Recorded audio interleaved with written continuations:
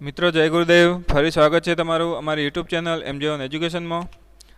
આપણે ઓટોમોબાઈલના સેમ 2ના લેક્ચર્સનો અભ્યાસ કરી રહ્યા છીએ, જેમાં આજે આપણે એન્જિન બેરિંગના પાર્ટ 1નો અભ્યાસ કરીશું. એટલે કે કેટલાક ટોપિક બેરિંગના આજે અભ્યાસ કરીશું અને નેક્સ્ટ લેક્ચરમાં એના પાર્ટ 2 વિશે શીખીશું. તો ચાલો શરૂ કરીએ. આજે આપણે અભ્યાસ કરીશું એન્જિન બેરિંગ, બેરિંગનું વર્ગીકરણ, પ્લેન બેરિંગ, એના પ્રકારો, બેરિંગ મટીરિયલના ગુણધર્મો અને કયા મટીરિયલ વપરાય છે, એના શું ઉપયોગ છે એ વિશે આજે આપણે અભ્યાસ કરીશું. હજુ સુધી તમે અમારી ચેનલને સબસ્ક્રાઈબ ના કરી હોય તો સબસ્ક્રાઈબ કરી લેશો. દરેક વિડીયોને એન્ડ સુધી જોવાનો પ્રયત્ન કરશો, જેથી બધી જ માહિતી તમને મળી રહે. વાત કરીએ એન્જિન બેરિંગની, તો ઓટોમોબાઈલ એન્જિનમાં હલનચલન કરતા દરેક ભાગોમાં કોઈપણ બે ભાગોની સપાટી એકબીજાના સંપર્કમાં રહીને હલનચલન કે ગતિ કરે છે.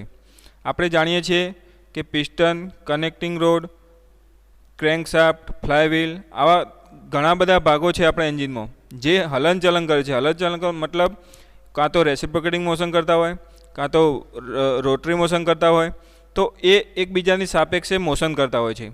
જ્યારે બે ભાગો એકબીજાની સાપેક્ષે મોશન કરે છે ત્યારે ઘર્ષણ ઉત્પન્ન થાય છે, અને આવું ઘર્ષણ કોઈપણ ઉપાય દ્વારા શૂન્ય કરી શકાતું નથી, એને ઓછું કરી શકાય છે.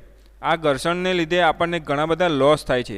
સિમ્પલ ઉદાહરણ દ્વારા સમજીએ કે જે આપણો પાવર એન્જિનમાં ડેવલપ થાય છે, જે સિલિન્ડર હેડમાં ના કમ્બશન ચેમ્બરમાં જ્યારે ફ્યુઅલનું દહન થઈ પાવર જનરેટ થાય છે, એટલો જ પાવર આપણા ફ્લાયવ્હીલ સુધી પહોંચી શકતો નથી, જેના વિશે આપણે આગળ અભ્યાસ કરી ચૂક્યા છીએ કે indicated powers, brake horse powers અને ફ્રિક્શન હોર્સ પાવર શું છે.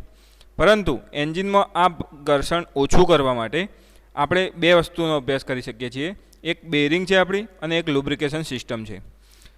બેરિંગની મદદથી આપણે આ બે વચ્ચેના ભાગોનું ઘર્ષણ ઓછું કરી શકીએ છીએ, ઘર્ષણ શૂન્ય કરી શકાતું નથી. એન્જિનમાં કોઈપણ બે ભાગો કે સપાટી વચ્ચે સરકતા આધાર આપતા ભાગને શું કહેવાય છે? બેરિંગ. તો બેરિંગ શબ્દથી આપણે પરિચિત થઈએ. આ પ્રકારની વાત છે.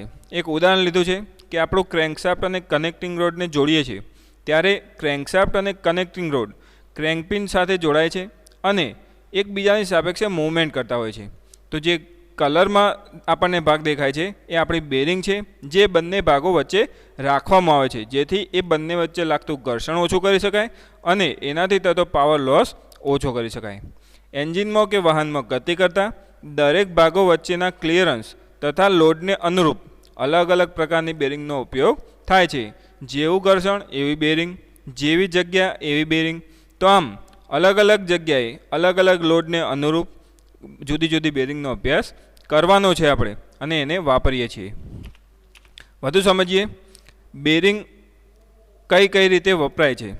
તો વાહનમાં એકબીજાના સંપર્કમાં રહીને ગતિ કરતા ભાગોમાં વપરાતી બેરિંગમાં લાગતું ઘર્ષણ બે પ્રકારનું હોય છે. હાલ આપણે વાત કરીએ એમ, કાં તો ભાગ રેસિપ્રોકેટિંગ મોશન કરતો હોય, કાં તો ભાગ રોલિંગ મોશન એટલે કે રોટરી મોશન કરતો હોય. તો રેસિપ્રોકેટિંગ એટલે ઉદાહરણ લઈએ આપણે પિસ્ટનનું. પિસ્ટન અપ અને ડાઉન મોશન કરે છે, ટીડીસીથી બીડીસી, બીડીસીથી ટીડીસી જાય છે. તો એવા મોશનને રેસિપ્રોકેટિંગ મોશન કહે છે, અને એના લીધે ઉદ્ભવતું ફ્રિક્શન રેસિપ્રોકેટિંગ ફ્રિક્શન કહેવાય છે. એ જ રીતે રોલિંગ, તો આપણું ક્રેન્કશાફ્ટ, કેમશાફ્ટ, આ બધા જ રોલિંગ એટલે કે રોટરી મોશન કરે છે, અને એના દ્વારા ઉત્પન્ન થતું ફ્રિક્શન રોલિંગ ફ્રિક્શન કહેવાય છે. તો એના જ આધારે આપણી બેરિંગ એ રીતે વાપરવાની હોય છે. તો એ આધારે એને બેરિંગના બે પ્રકાર છે, જેને એક છે પ્લેન બેરિંગ, જે આ રીતે જોવા મળે છે. આપણા એન્જિનમાં આ રીતે જોવા મળતા ભાગો બેરિંગ કહેવાય છે, જેને બુશિંગ પણ કહેવામાં આવે છે. અને એમાં જે નાનો હોલ દેખાય છે એ આપણા ઓઇલ અને લુબ્રિકેશન માટે રાખેલો હોય છે. બીજી વાત કરીએ રોલિંગ બેરિંગની. તો રોલિંગ બેરિંગથી લગભગ આપણે પરિચિત છીએ. આપણા ઘરમાં કોઈપણ બે રોટરી મોશન કરતા ભાગો વચ્ચે આપણે આ પ્રકારની બેરિંગ જોઈ હશે. તો આપણે આજના પાર્ટ 1માં પ્લેન બેરિંગ અને તેના પ્રકારો વિશે વિસ્તૃતમાં વાત કરવાની છે. નેક્સ્ટ લેક્ચરમાં આપણે રોલિંગ બેરિંગ વિશે અને એના પ્રકારો વિશે વધુ માહિતી મેળવીશું. તો આગળ જોઈએ પ્લેન બેરિંગ એટલે શું. તો આ પ્રકારના બેરિંગની રચના એકદમ સરળ હોય છે, સિમ્પલ દેખાય છે આપણને.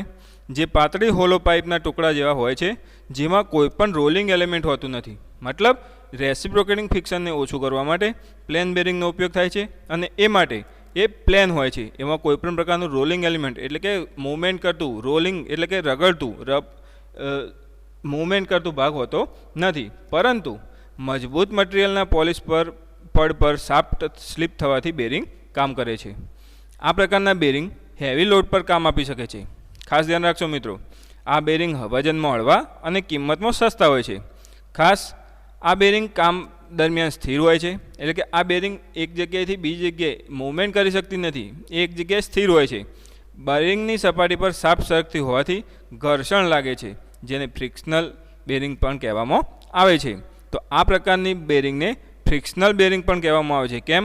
તો એમાં થોડું ઘર્ષણ હોય છે અને એ લાગતું હોવાથી એ આવી બેરિંગને પ્લેન બેરિંગ કહેવામાં આવે છે. આ બેરિંગ રોલિંગ એલિમેન્ટ ધરાવતા બેરિંગની સરખામણીમાં લાંબા સમય સુધી કામ આપે છે.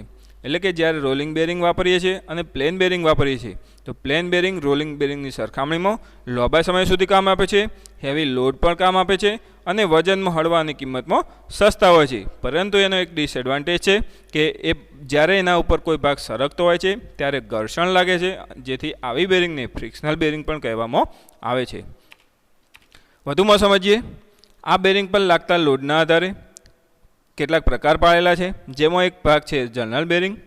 આ પ્લેન બેરિંગનો એક સામાન્ય પ્રકાર છે, જેમાં શાફ્ટના છેડા પર આપેલ જનરલ બોક્સ કે બેરિંગમાં ગ્રુવ બેરિંગને આડા ફિટ કરવામાં આવે છે. ખાસ યાદ રાખવાનું છે, જનરલ બેરિંગ આડા ફિટ કરવાનો હોય છે, જેથી બેરિંગ પર આવતો લોડ શાફ્ટના કાટખૂણે હોય છે.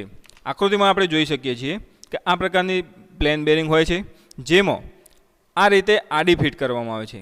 ખાસ સમજવાનું છે, જ્યારે શાફ્ટ આડી ફિટ કરવામાં આવી હોય ત્યારે ને ત્યારે જ આપણે જનરલ બેરિંગનો ઉપયોગ કરી શકીએ છીએ. જે ઘાટો ભાગ છે આપણને દેખાય છે બ્લેક કલરનો બીજી આકૃતિમાં, એ છે આપણી જનરલ બેરિંગ.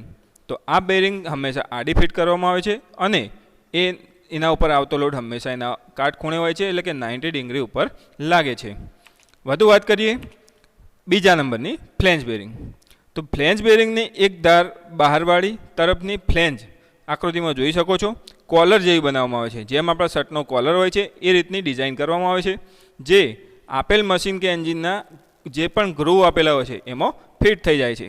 જ્યારે કોઈ શાફ્ટ ઊભી ફિટ કરવામાં આવે છે ત્યારે ફ્લેંજવાળા કોલરના બેરિંગનો ઉપયોગ થાય છે. એટલે કે આવી બેરિંગનો ઉપયોગ શાફ્ટ જ્યારે વર્ટિકલ 90 ડિગ્રી એટલે કે ઊભી દિશામાં રાખવામાં આવે છે ત્યારે ઉપયોગ કરવામાં આવે છે. શાફ્ટનો લોબ શાફ્ટ તથા બેરિંગની સેન્ટ્રલ લાઇનની સમાંતર ઉર્ધ્વ દિશામાં લાગે છે, ઉપરની દિશામાં લાગે છે. એટલે કે જ્યારે જનરલ બેરિંગનો ઉપયોગ થાય છે ત્યારે શાફ્ટ આડી હોય છે અને ખાસ જ્યારે ફ્લેંજ બેરિંગનો ઉપયોગ થાય છે ત્યારે શાફ્ટ ઊભી હોય છે. તો આ બે ભાગ થયા પ્લેન બેરિંગના. વધુ સમજવાનું છે આપણે પ્રકારો વિશે. તો આવી બેરિંગને બુશ બેરિંગ અથવા બુશિંગ તરીકે પણ ઓળખવામાં આવે છે. આપણે ઘણી જગ્યાએ શબ્દ બુશ બેરિંગ અથવા એકલું બુશિંગ તરીકે પણ કહીશું, એટલે કે એનો મતલબ પ્લેન બેરિંગ થાય. તે હોલો પાઇપના ટુકડા જેવા આકારનું હોય છે, જેમાં હાઉસિંગની અંદરનો ડાયામીટર તથા શાફ્ટના બહારના ડાયામીટર અને જરૂરી ક્લિયરન્સના માપ જેવી ઉપરથી એની સાઇઝનું પસંદગી કરવામાં આવે છે. આ પ્રકારની બેરિંગનું સર્વિસિંગ મેન્ટેનન્સ એકદમ સરળ હોવાથી વધુ ઉપયોગમાં લેવામાં આવે છે. આપણી આઈસી એન્જિનમાં મોટાભાગે આ પ્રકારની પ્લેન બેરિંગનો ઉપયોગ થતો જોવા મળે છે. કેમ? તો બેરિંગનું સર્વિસિંગ અને મેન્ટેનન્સ હંમેશા સરળ હોય છે. આ બેરિંગના નીચે મુજબના પ્રકારો છે, જેમાં solid bearing, split bearing, self align bush bearing અને એડજસ્ટેબલ સ્લાઇડ બેરિંગ જેવી બેરિંગનો સમાવેશ થાય છે. વધુ આપણે એના ભાગો વિશે સમજીએ. Solid bearing. તો સોલિડ બેરિંગ એક જ પીસમાં બનેલું અને નક્કર હોવાથી એને સોલિડ બેરિંગ કહેવામાં આવે છે. આકૃતિમાં જોઈ શકો છો કે એક જ ભાગમાં બનેલું હોય છે, એના જુદા જુદા ભાગ જોવા મળતા નથી. જેમ આપણે આપણી રિંગ પર હાથમાં રિંગ પહેરી હોય છે તો રિંગ એક જ ભાગમાં બનેલી હોય છે, એ જ રીતે આવી બેરિંગ સોલિડ બેરિંગ કહેવાય છે, જે એક જ ભાગમાં બનેલી હોય છે. આ પ્રકારની બેરિંગને 3 સ્લોટમાં પ્રેસ ફિટ બેસાડવામાં આવે છે, જેમાં શાફ્ટ ફ્રી ફરી શકે તેટલું ક્લિયરન્સ રાખવામાં આવે છે. હંમેશા યાદ રાખવાનું છે, બેરિંગ કોઈપણ જગ્યાએ લગાવી છે તો એની સાથે થોડા પ્રમાણમાં ક્લિયરન્સ તો આપવું જ પડે છે. ક્લિયરન્સ આપવાનું કારણ છે કે જ્યારે ગરમી વધે છે, તાપમાન વધે છે, તો જે તે ભાગ એક્સપાન્ડ થાય છે અને એ ભાગ ક્લિયરન્સથી પૂરાય છે, જેથી આપણી બેરિંગ કોઈ જગ્યાએ ફિટ થઈ શકે નહીં અને સીધ ના થઈ શકે. તેમાં હાઉસિંગની ઉપર આ હોલ દ્વારા લુબ્રિકેશન કરવામાં આવે છે. દરેક બેરિંગમાં એક હોલ આપેલો હોય છે જેમાં ઓઇલની મૂવમેન્ટ રહેવાથી એ બેરિંગ અને જે તે ભાગનું લુબ્રિકેશન કરી શકાય છે. તો આકૃતિમાં દેખાયા મુજબ સોલિડ બેરિંગનો ઉપયોગ કરવામાં આવે છે. વાત કરીએ સ્પ્લિટ બેરિંગની, તો સ્પ્લિટ બેરિંગ એટલે કે ભાગમાં કરેલ બેરિંગ 2 કે તેથી વધુ ભાગમાં વાપરવામાં આવે છે. આકૃતિમાં આપણે જોઈ શકીએ છીએ. જ્યારે લોબી અથવા વોકી ચૂંકી શાફ્ટને ફરતા સમયે વચ્ચેથી સપોર્ટ આપવાની જરૂરિયાત હોય ત્યારે શાફ્ટની બંને બાજુથી બેરિંગનો અડધો ભાગ હાઉસિંગમાં બેસાડવામાં આવે છે. ખાસ સમજવાનું છે, જ્યારે લાંબી અને વાંકી ચૂંકી શાફ્ટ હોય ત્યારે આપણે સ્પ્લિટ બેરિંગનો ઉપયોગ જરૂરી બની જાય છે. આ બેરિંગને 2 ભાગમાં બનેલા હાઉસિંગમાં ફિટ કરી હાઉસિંગના નટ બોલ્ટ ફિટ કરી શાફ્ટને સપોર્ટ આપવામાં આવે છે. આકૃતિમાં બતાવ્યા મુજબ oil groove, oil hole, upper bearing, lower bearing અને આઇડેન્ટિફિકેશન કલર એના દ્વારા આપણે બેરિંગને ઓળખી શકીએ છીએ. તો આ રીતે સ્પ્લિટ બેરિંગનો ઉપયોગ થાય છે. ત્રીજી બેરિંગની વાત કરીએ, સેલ્ફ એલાઇન બુશ બેરિંગ. તો સેલ્ફ એલાઇન બુશ બેરિંગનો અંદરનો ભાગ શાફ્ટના ડાયામીટર મુજબ પોલિશ કરેલો અને બહારનો ભાગ બહિર્ગોળ બનાવેલો હોય છે. જેથી ફાયદો શું થાય છે, જે હાઉસિંગના અંતર્ગોળ ખાડાવાળામાં ભાગમાં બેસી જાય છે. હેવી ડ્યુટી શાફ્ટનું તેના બેરિંગ સેન્ટરમાં આપમેળે એલાઇનમેન્ટ કરવા માટે ઉપયોગી બને છે, જેમાં જરૂરિયાત મુજબ બેરિંગ તેની બહિર્ગોળ સપાટી પર ખસીને શાફ્ટને ફ્રી મૂવમેન્ટ આપે છે. એટલે કે આ બેરિંગને મૂકવાથી એ સેલ્ફ એલાઇન થાય છે. સેલ્ફ એલાઇનનો મતલબ બેરિંગ આપમેળે જે તે જગ્યાએ સેટ થઈ જાય છે. એના આકારની વાત આપણે કરી ચૂક્યા છીએ. વધુ વાત કરીએ એડજસ્ટેબલ સ્લાઇડ બેરિંગ. આ પ્રકારની એડજસ્ટેબલ સ્લાઇડ બેરિંગ જોવા મળે છે. આ બેરિંગની સપાટી અંદરના ભાગે સમાંતર પરંતુ બહારના ભાગે ટેપર હોય છે. આકૃતિમાં આપણે જોઈ શકીએ છીએ કે સ્લાઇડ ટેપર જોવા મળે છે. તો તેને હાઉસિંગમાં બનાવેલા ટેપર હોલમાં બેસાડવામાં આવે છે. એ જ રીતે એનો હોલ પણ બનાવેલો હોય છે. બેરિંગના બંને છેડા પર સ્લોટેડ રિંગ નટ આપેલી હોય છે, જેની મદદથી શું કરવામાં આવે છે, આપણી બેરિંગને ફિટ કરવામાં આવે છે. બેરિંગમાં લાગતા ઘસારાના કારણે ઉદ્ભવતા પ્લેને એડજસ્ટ કરવા માટે સ્લોટેડ નટનો ઉપયોગ કરવામાં આવે છે, જેથી જ્યારે એને સેટિંગ કરવું હોય ત્યારે આપણે આરામથી સેટિંગ કરી શકીએ. એટલા જ માટે આને એડજસ્ટેબલ સ્લાઇડ બેરિંગ કહેવામાં આવે છે. જેનો ખાસ ફાયદો એ છે કે ટેપર ભાગ હોય છે, જેની મદદથી આપણે કોઈપણ રીતે એડજસ્ટ કરી શકીએ છીએ. હવે વાત કરીએ બેરિંગ મટીરિયલની. તો કેવી હોવી જોઈએ આપણી બેરિંગ, તો એના ગુણધર્મોની ચર્ચા કરીએ. તો પહેલો ગુણધર્મ છે તેની લોડ કેરિંગ કેપેસિટી ઊંચી હોવી જોઈએ. એની લોડ કેરિંગ કેપેસિટી જે તે ભાગમાં લગાવ્યા મુજબ એની કેપેસિટી હોવી જોઈએ. વધુ કેપેસિટી કે ઓછી કેપેસિટી આપણા મટીરિયલ કે કોઈપણ પાર્ટને નુકસાન પહોંચાડી શકે છે. ઊંચા અને નીચા તાપમાને કોઈ સારું કામ આપવા જોઈએ. આપણે જાણીએ છીએ કે આપણા એન્જિનમાં કમ્બશન થતું હોવાથી ટેમ્પરેચર વધે છે. ટેમ્પરેચર જુદા જુદા ભાગો સુધી પહોંચે છે, ગરમી જુદા જુદા ભાગો સુધી પહોંચે છે. તેથી આવું બેરિંગનું મટીરિયલ ઊંચા અને નીચા તાપમાન પણ સારું કામ આપવું જોઈએ. ઉષ્મા વાહકતા સારી હોવી જોઈએ. એનો મતલબ છે મળતી ગરમીને જલ્દીથી વહન કરી શકતું હોવું જોઈએ. ફટીગ રેસિસ્ટન્સ સારું હોવું જોઈએ. મતલબ વારંવાર વળવાળી હાર્ડ બની તૂટવી જોઈએ નહીં. એટલે કે ગરમી મળવાથી કે કોઈપણ પ્રકારનું ઠંડુ તાપમાન સહન કરવાથી એ વારંવાર તૂટી જવી જોઈએ નહીં. અંતઃસ્થાપન શક્તિ સારી હોવી જોઈએ. મતલબ ઓઇલમાં ધૂળ કે મેટલના પાર્ટિકલ તેમાં ખેંચી જાય એવી હોવી જોઈએ નહીં. તેની અનુરૂપતા શક્તિ સારી હોવી જોઈએ. તે શાફ્ટના થોડા મિસ એલિમેન્ટ કે સપાટીના અનિયમિત ઘસારા સામે લોડનું સમતોલન જાળવી શકતી હોવી જોઈએ. જો આવી એની મટીરિયલના ગુણધર્મો નહીં હોય તો એ જલ્દીથી ફેલ થઈ જશે. તેમાં ઘસારા પ્રતિરોધક ક્ષમતા એટલે કે શક્તિ સારી હોવી જોઈએ. મતલબ લોડ કેરિંગ કેપેસિટી, ઉષ્મા વાહકતા, ફટીગ રેઝિસ્ટન્સ એટલે કે તૂટવી ના જોઈએ, અંતઃસ્થાપન શક્તિ, અનુરૂપતા શક્તિ અને ઘસારા પ્રતિરોધક ક્ષમતાવાળી બેરિંગ મટીરિયલ આપણે જોઈએ, જેથી આપણું બેરિંગ યોગ્ય કામ કરી શકે. વાત કરીએ બેરિંગ મટીરિયલની.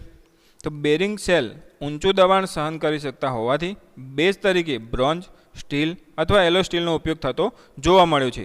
જ્યારે બેરિંગ સેલને અંદરની બાજુએથી બનાવવા માટે કઈ ધાતુનો ઉપયોગ થાય છે, તો white metal, bronze alloy, aluminium alloy, cast alloy, cadmium alloy, copper lead alloy, ceramic material, plastic material. તો આવા કેટલાક મટીરિયલની મદદથી આપણું બેરિંગ તૈયાર થાય છે. બહારની બાજુ ઓછું દબાણ વધુ દબાણ હોવાથી બ્રોન્ઝ સ્ટીલ અને એલો સ્ટીલનો ઉપયોગ થાય છે, પરંતુ અંદરની બાજુએ સામાન્ય નરમ બનાવવામાં આવે છે, જેમાં આપેલી ધાતુઓનો ઉપયોગ કરવામાં આવે છે. વધુમાં સમજીએ કે કેમ આ ધાતુઓ વાપરવામાં આવે છે. તો એના ખાસ ગુણધર્મો છે. તો એની વાત કરીએ આપણે કે જ્યારે બેરિંગ મટીરિયલ વ્હાઇટ મેટલનું બનેલું હોય તો વ્હાઇટ મેટલ કેમ વાપરવામાં આવે છે, તો એ નરમ હોય છે અને લોડ કેરિંગ કેપેસિટી પણ ઓછી હોય છે, જેથી તેને વધુ મજબૂત ધાતુ પર કોટિંગ કરીને ચડાવવામાં આવે છે. એ કોટિંગ કરવા માટે વપરાય છે વ્હાઇટ મેટલ.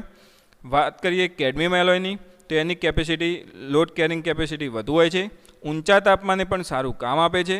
કાટ પ્રતિરોધક શક્તિ ઓછી હોવાથી પાણી અને ભેજવાળી જગ્યા પર વાપરવામાં આવતી નથી. એટલે કે કેડમિયમ એલોયની bearing material load carrying capacity વધુ રાખવાની હોય, ઊંચા તાપમાને કામ કરવાનું એવી જગ્યાએ વાપરવાની છે, પરંતુ જ્યારે પાણી અને ભેજવાળી જગ્યા ઉપર એનો ઉપયોગ થાય છે ત્યારે એને સાવચેતીપૂર્વક ઉપયોગી લેવાનું છે. બ્રોન્ઝ એલોય સખત અને મજબૂત હોવાથી સ્ટીલના બેકિંગની જરૂર રહેતી નથી, માટે અનઇવન લોડ અને હાઈ સ્પીડ ઉપર બ્રોન્ઝ એલોયની બનેલી બેરિંગનો ઉપયોગ થાય છે. કોપર લેડ એલોય ઊંચા તાપમાન અને હાઈ સ્પીડ પર સારું કામ આપે છે. સ્ટીલના બેકિંગ દ્વારા વધુ મજબૂતાઈ આપે છે. બેરિંગ ક્રેન્કશાફ્ટના મેન જનરલ બેરિંગ અને ક્રેન્કપિન જનરલ બેરિંગ અને ઇલેક્ટ્રિક મોટર ટર્બાઇનમાં હાઈ સ્પીડ અને હેવી લોડ ઉપર ઉપયોગમાં લેવામાં આવે છે. બધી ધાતુઓ જોતો કોપર લેડ એલોયની બેરિંગ મટીરિયલ વધુ ઉપયોગમાં થતી જોવા મળે છે. વધુ વાત કરીએ બીજા મટીરિયલની, એલ્યુમિનિયમ એલોય હેવી લોડ પર સારું કામ આપે છે. મુખ્ય ધાતુ એલ્યુમિનિયમ હોવાથી ઊંચા તાપમાને એનું પ્રસરણ જલ્દી થતું હોવાથી બેરિંગ ક્લિયરન્સ વધુ રાખવું પડે છે. જ્યારે એલ્યુમિનિયમ એલોયની બનેલી બેરિંગ વાપરીએ છીએ ત્યારે ત્યાં ક્લિયરન્સ વધુ રાખવામાં આવે છે. આવા બેરિંગ હેવી ડ્યુટી એન્જિનમાં ડીઝલ એન્જિનમાં વપરાય છે. સિરામિક મટીરિયલમાં લુબ્રિકેશનની જરૂરિયાત ઓછી રહે છે અને એમાં આર્કિંગ થતા નથી. જ્યારે લુબ્રિકેશનની સમસ્યા હોય ત્યારે સિરામિક મટીરિયલનો ઉપયોગ થાય છે. કાસ્ટ આયર્ન હળવા લોડ અને લો સ્પીડવાળી જગ્યા પર ઉપયોગ થાય છે, જ્યારે પ્લાસ્ટિક બેરિંગ મટીરિયલ વજનમાં હળવા, સરળતાથી મોલ્ડ કરી શકાય, શોક અને આર્કિંગ પ્રૂફ હોય, કાટ પ્રતિરોધક હોય, લુબ્રિકેશન વગર પણ કામ આપી શકે છે, ઘોંઘાટ રહિત ગતિ આપે છે. આ બધા જ ગુણધર્મો રીતે પ્લાસ્ટિક બેરિંગ મટીરિયલનો ઉપયોગ થાય છે, પરંતુ એક એનો ડિસએડવાન્ટેજ છે કે ઊંચા તાપમાન ખમી શકતા નથી. એટલે કે જ્યારે પ્લાસ્ટિક બેરિંગ મટીરિયલ વાપરીએ છીએ ત્યારે એને કુલિંગ સિસ્ટમ વધુ આપવી પડે છે. તો આ રીતે જુદા જુદા મટીરિયલની બનેલી બેરિંગ આપણે વાપરીએ છીએ. એન્જિનમાં જુદા જુદા બેરિંગ મટીરિયલનો ઉપયોગ થાય છે. તો આજે વાત કરીએ આપણે પાર્ટ 1ની. થેન્ક યુ મિત્રો, ખૂબ ખૂબ આભાર. નવા વિડીયોમાં બીજા ભાગ સાથે આપણે ફરીથી ચર્ચા કરીશું. જય ગુરુદેવ.